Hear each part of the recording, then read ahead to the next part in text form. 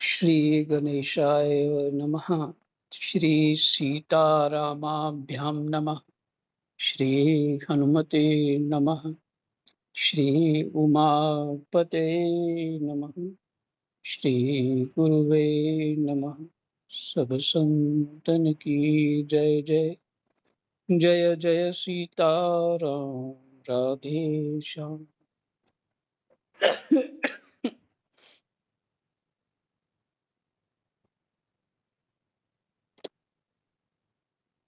अष्टम स्कंद नवम अध्याय और भगवान का मोहिनी रूप से भगवान के द्वारा अमृत बांटा जाना, अर्थात मोहिनी रूप से भगवान के द्वारा अमृत बांटा जाना।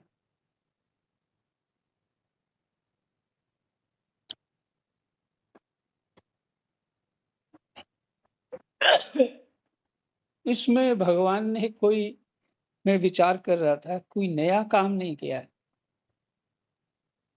मोहिनी रूप धारण करके वो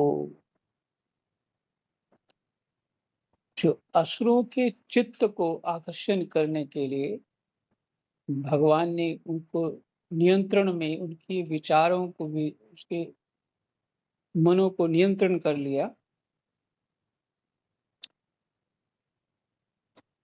मेरी बुद्धि में क्या चल रहा था कि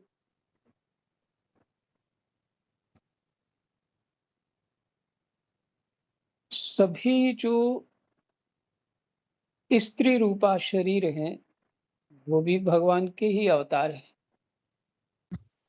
हम्म? पुरुष रूपा भी शरीर भगवान के अवतार हैं। गोस्वामी जी कहे तो रहे हैं, सिया राम में जग जग जानी, सिया राम मैं सब जग जानी, करो प्रणाम जोरी जुग पानी। जिन्होंने ये दर्शन कर लिया, अनुभव कर लिया,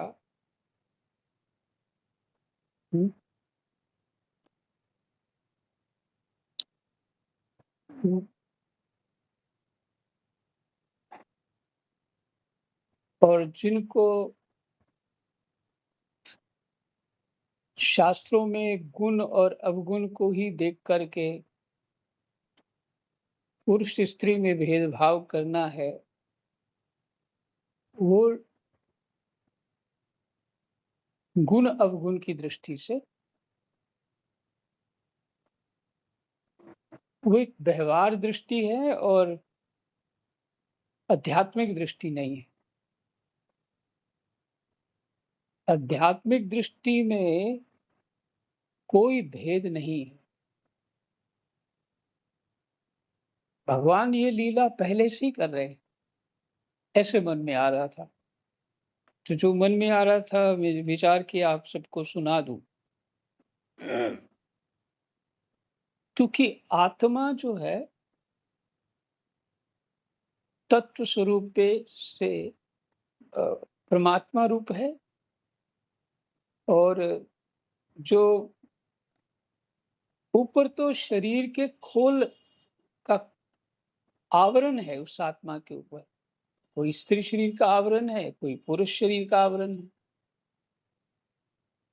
और फिर उसी भगवान की माया शक्ति ने त्रिगुणात्मक सत्व रजतम की जो गुण वृद्धि होती है जब, तो गुण ही गुणों में वर्तते हैं।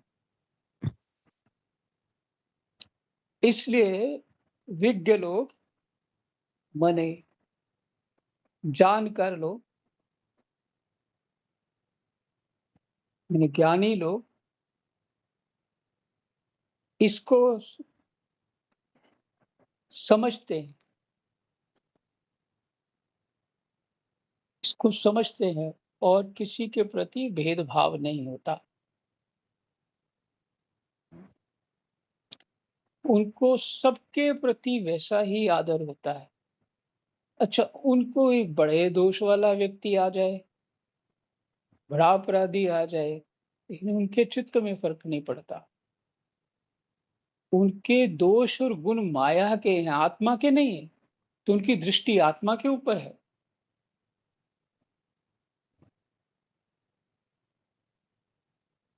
हुँ? हनुमान जी कह रहे हैं, "तब माया वश फिरेउ बुलाना, ताते नहीं निज प्रभु पहचाना।" आपकी माया वश में भूला-भटका घूम रहा हूँ, फिर रहा हूँ, इसलिए आपको नहीं पहचान पाया। तो सभी की यही स्थिति है। भगवान की माया शक्ति है। अब देखिए बड़ी सुंदर बात है इसमें कि भगवान जो है,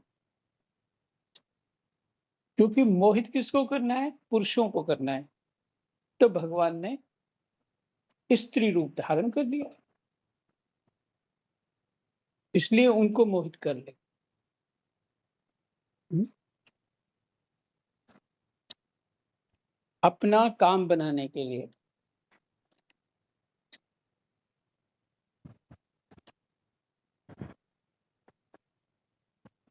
तो प्रार्थना कर लेते हैं।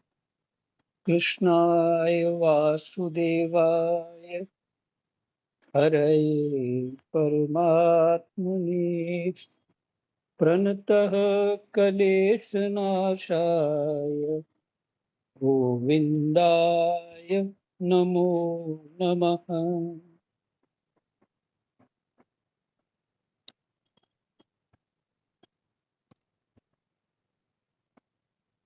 तो अब देखिए हनुमान जी याद आए, साथ में उनका एक दोहा याद आ गया।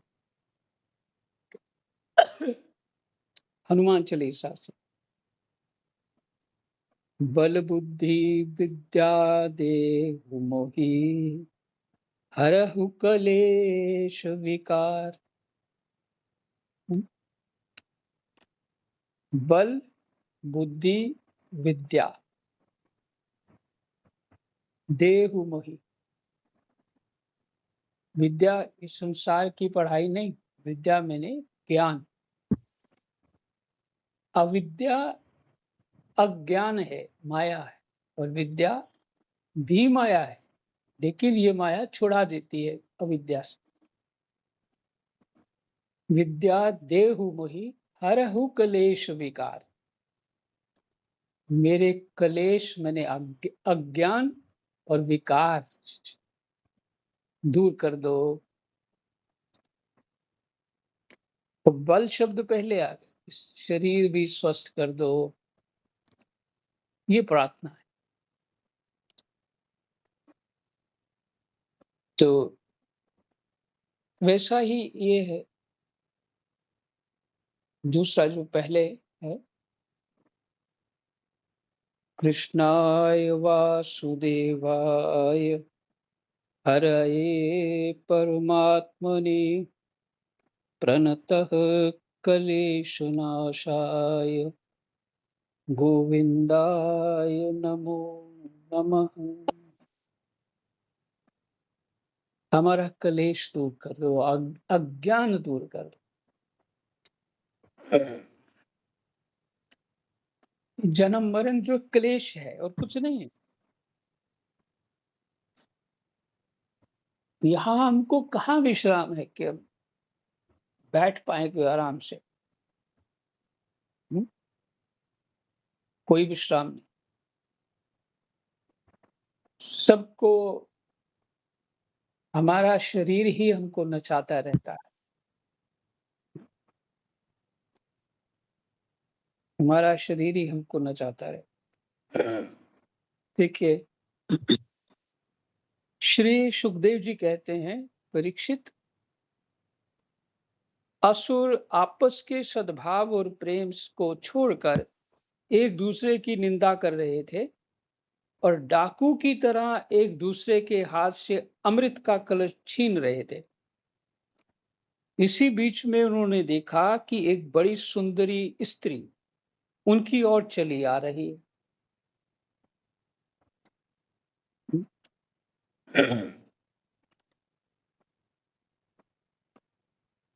वे सोचने लगे, कैसा अनुपम सौंदर्य है, शरीर में से कितनी अद्भुत छटा छिटक रही है।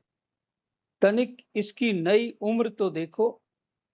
बस अब वे आपस की लाग डांट भूलकर उसके पास दौड़ गए।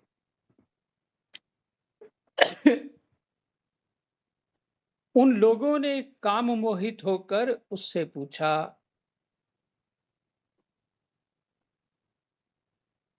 कमल नयनी, तुम कौन हो?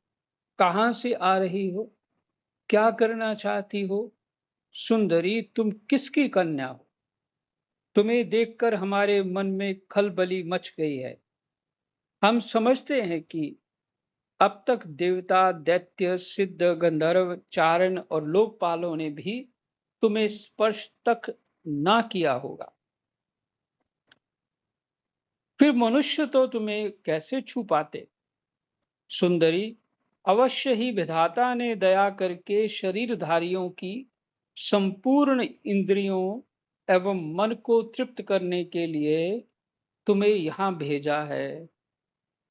माननी, वैसे हम लोग एक ही जाति के हैं,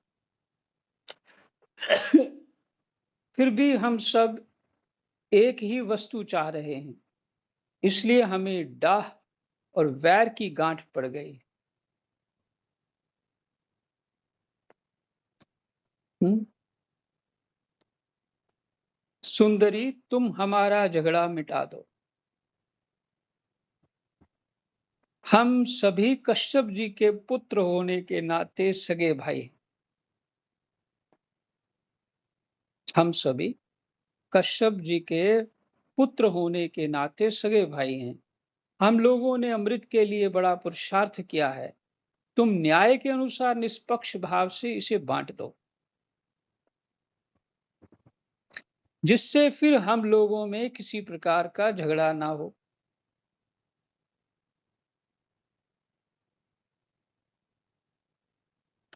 असुरों ने जब इस प्रकार प्रार्थना की, तब लीला से स्त्री वेश धारण करने वाले भगवान ने तनिक हंसकर और तिरछी चितवन से उनकी ओर देखते हुए कहा,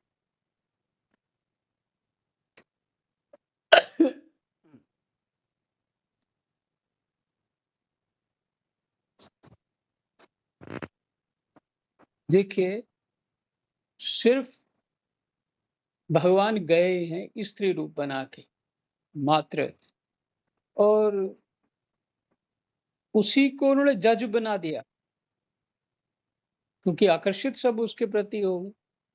तो क्या सोच के जज बनाया? कुछ तो क्या गुण देख लिया?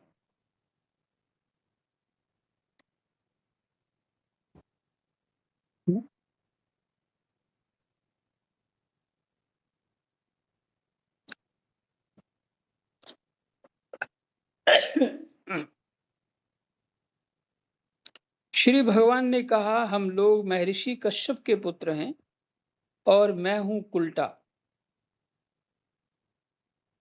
श्री भगवान ने कहा, हाँ, आप राम राम, आप लोग महर्षि कश्यप के पुत्र हैं और मैं हूं कुलटा। आप लोग मुझ पर न्याय का भार क्यों डाल रहे हैं? ये है भगवान की माया। विवेक की पुरुष स्वेच्छाचारणी स्त्रियों का कभी विश्वास नहीं करते।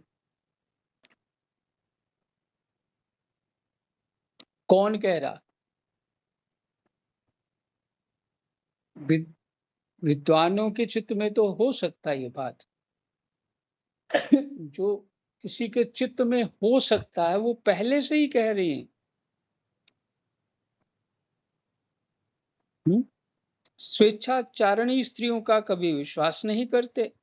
दैत्य दैत्यो, कुत्ते और भयविचारिणी स्त्रियों की मित्रता स्थायी नहीं होती। वे दोनों ही सदा नए नए शिकार ढूंढा करते हैं। श्री सुखदेव जी कहते हैं, परीक्षित, मोहिनी की परिहास भरी वाणी से दैत्यों के मन में और भी विश्वास हो गया। उन लोगों ने रहस्यपूर्ण भाव से हंसकर अमृत का कलश मोहिनी के हाथ में दे दिया।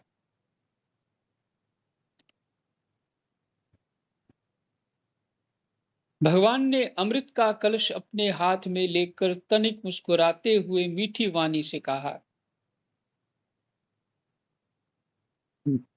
मैं उचित या अनुचित जो कुछ भी करूं, वह सब यदि तुम लोगों को स्वीकार हो तो मैं ये अमृत बांट सकती। बड़े बड़े दैत्यों ने मोहिनी की ये मीठी बात सुनकर उसकी बारीकी नहीं समझी, इसलिए सबने एक स्वर से कह दिया, स्वीकार है। इसका कारण ये था कि उन्हें मोहिनी के वास्तविक स्वरूप का पता नहीं था।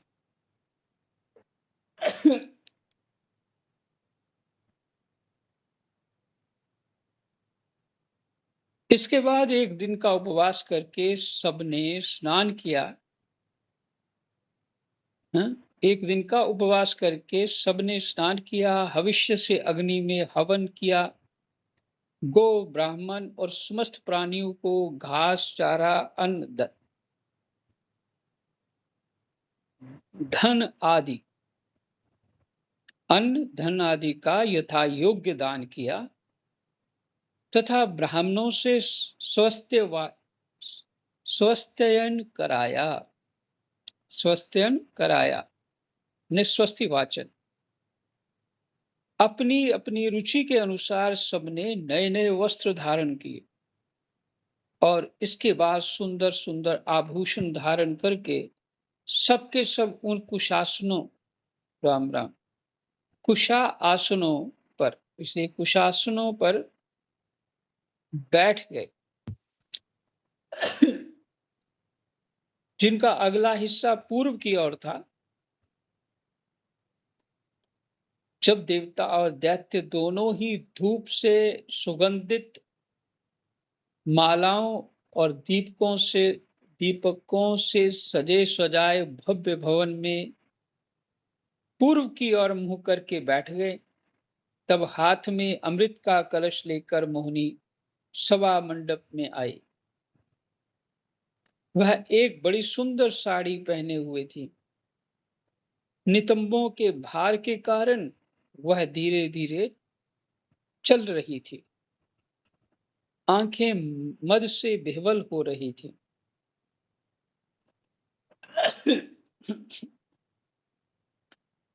कलश के समान स्तन और गज शावक की सूंड के समान जंघाएं थी।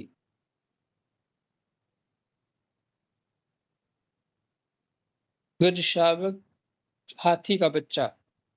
उसके स्वर्ण नूपुर अपनी झनकार से सभा भवन को मुखरित कर रहे थे।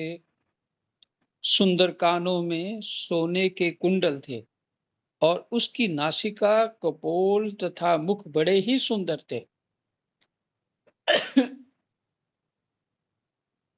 स्वयं पर देवता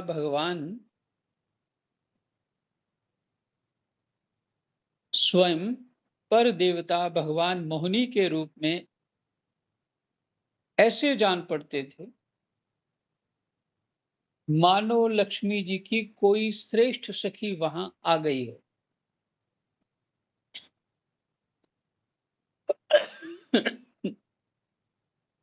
मोहिनी ने अपनी मुस्कान भरी चितवन से देवता और दैत्यों की ओर देखा तो वे सबके सब मोहित हो गए। उस समय उनके स्तनों पर से अंचल कुछ खिसक गया था। भगवान ने मोहिनी रूप में ये विचार किया कि असुर तो जन्म से ही क्रूर स्वभाव वाले हैं, इनको अमृत पिलाना सर्पों को दूध पिलाने के समान बड़ा अन्याय होगा। इसलिए उन्होंने असुरों को अमृत में भाग नहीं दिया। भगवान ने देवता और असुरों की अलग अलग पंक्तियां बना दी और फिर दोनों को कतार बांधकर अपने अपने दल में बैठा दिया। इसके बाद अमृत का कलश हाथ में लेकर भगवान दैत्यों के पास चले गए। उन्हें हाव भाव और कष्टाक्ष से मोहित करके दूर बैठे हुए देवताओं के पास आ गए तथा उन्हें अमृत पिलाने लगे, जिसे पी लेने पर बुढ़ापे और मृत्यु का नाश हो जाता है।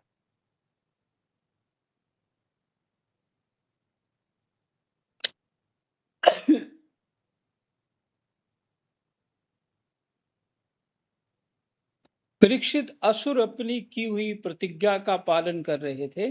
उनका स्नेह भी हो गया था। वे स्त्री से झगड़ने में अपनी निंदा भी समझते थे, इसलिए वे चुपचाप बैठे रहे। मोहिनी में उनका अत्यंत प्रेम हो गया था। वे डर रहे थे कि उससे हमारा प्रेम संबंध टूट ना जाए। मोहिनी ने भी पहले उन लोगों का बड़ा सम्मान किया था, इससे वे और भी बंध गए थे। यही कारण है कि उन्होंने मोहिनी को कोई अप्रिय बात नहीं कही।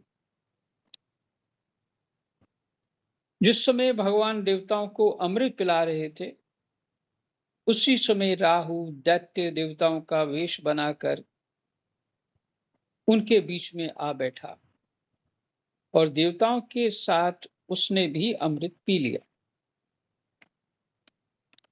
परंतु तत्क्षण चंद्रमा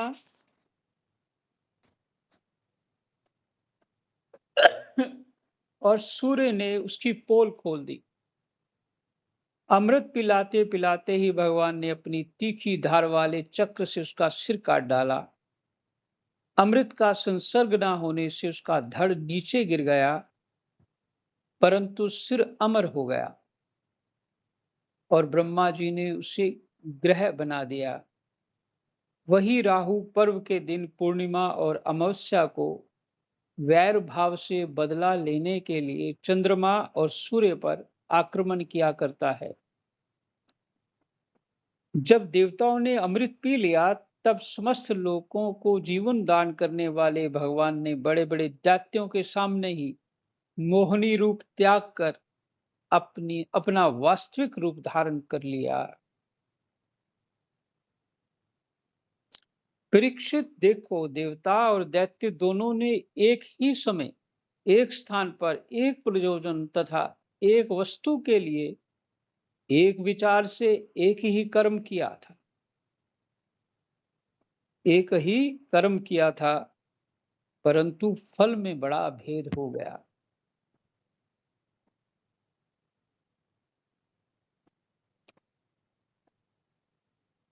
उनमें से देवताओं ने बड़ी सुगमता से अपने परिश्रम का फल अमृत प्राप्त कर लिया। देवताओं ने बड़ी सुगमता से अपने परिश्रम का फल अमृत प्राप्त कर लिया, क्योंकि उन्होंने भगवान के चरण कमलों की रज का आश्रय लिया था।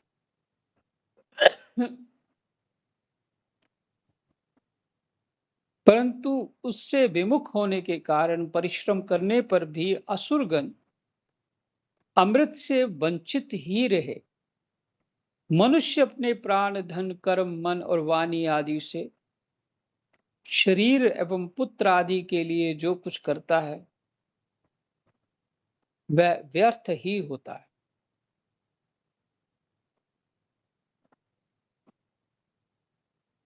फिर से, मनुष्य अपने प्राण, धन, कर्म, मन और वाणी आदि से शरीर एवं पुत्र आदि के लिए जो कुछ करता है, वह व्यर्थ ही होता है, क्योंकि उसके मूल में भेद बुद्धि बनी रहती है।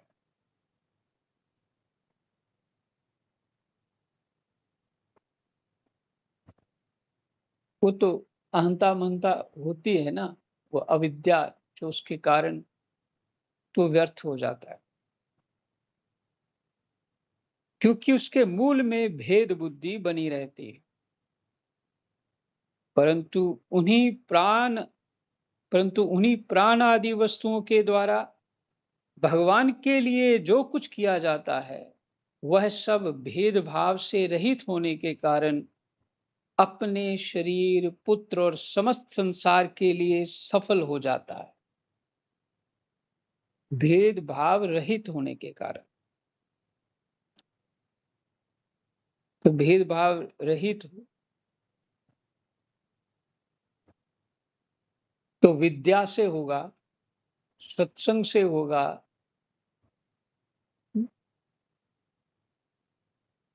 क्योंकि बुद्धि तो गुरु गोविंद, गुरु ग्रंथ और गोविंद यही खोलते।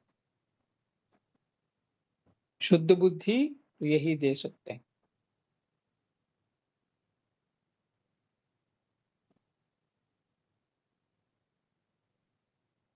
वह सब भेदभाव से रहित होने के कारण अपने शरीर, पुत्र और समस्त संसार के लिए सफल हो जाता है। कार्य तो उसको वैसा ही करना है जो कर रहा है, लेकिन भीतर के विचार को, भाव को ठीक करना है, और वो बिना सत्संग के प्राप्त नहीं हो सकता। महाराज परीक्षित इस कथा में कह रहे हैं। क्यों कह रहे हैं? कि देवता लोग भगवान के आश्रित हो गए, और भगवान ने भी स्वीकार किया तुम मेरे आश्रित हो। पर असुर लोग भगवान के आश्रित नहीं थे, इसलिए भेदभाव युक्त थे। और ये भी हुआ कि जो सब मिलकर के अमृत मंथन कर रहे थे, घड़ा छीन करके एक दूसरे को छीनते हुए, बस वही जो रजमाइश कर रहे थे, धक्का-मुक्की चल रहा था। तो देवता घबराए इस बात के, अब हमारा क्या होगा। भगवान मोहिनी रूप में प्रकट हो गए, कहने लगे मुस्कुरा के, चिंता मत करो, अभी समस्या दूर करता हूं। पहुंचे और आगे की कथा आपने सुन ली।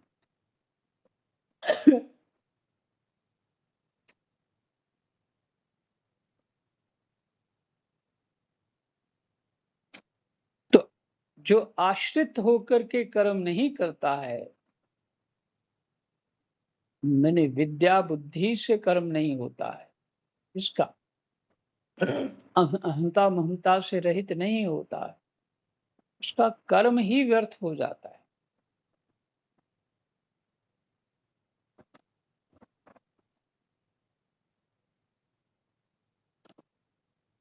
मैंने अहंता ममता युक्त कर्म जो है वो सफल नहीं होता, व्यर्थ हो जाता।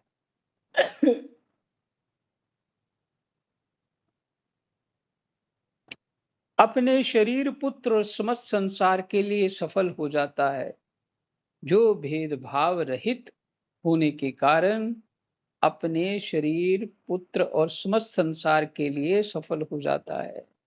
जैसे वृक्ष की जड़ में पानी देने से उसका तना, टहनियां और पत्ते सब के सब सिंच जाते हैं, वैसे ही भगवान के लिए कर्म करने से वे सबके सबके लिए हो जाते हैं।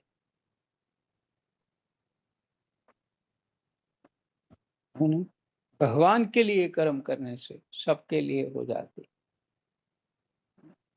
देखो यही हमारी संस्कृति, हमारा जीवन, हमारी संस्कृति में हमारा जीवन भगवान के लिए। षोडश संस्कार करते हैं, गर्भाधान से लेकर मृत्यु पर्यंत जो भी कार्य होते हैं संस्कार, उसमें सारा विधि जो है हमारा यज्ञोपवीत धारण करना, शूद्रों का सेवा करना इत्यादि, ये यज्ञ स्वरूप है। और इसमें एक दूसरे के प्रति आदर बुद्धि का ही भाव है, निकृष्ट भाव नहीं। कैसे हो सकता है? संभव ही नहीं है। वैदिक संस्कृति के अनुसार किसी के प्रति भी निकृष्ट भाव नहीं हो सकता। हमारे इतना उच्च स्तर की संस्कृति है जो भगवत प्राप्ति कराने वाली है। हुँ। तो इसलिए संस्कृति हमारी भगवान की आज्ञा है, वेद की आज्ञा का पालन करना। तो हम भगवान की आज्ञा का पालन कर रहे हैं, भगवान के लिए कर्म कर रहे हैं। बस इतना समझना है हमको। और जो ऊपर बात थी भेद बुद्धि, तभी दूर हो गई। जैसे पीछे बताया भगवान कहाँ नहीं,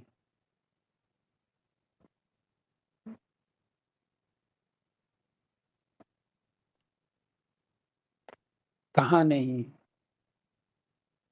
तो यही विश्राम करते हैं और 9वां अध्याय विश्राम हुआ।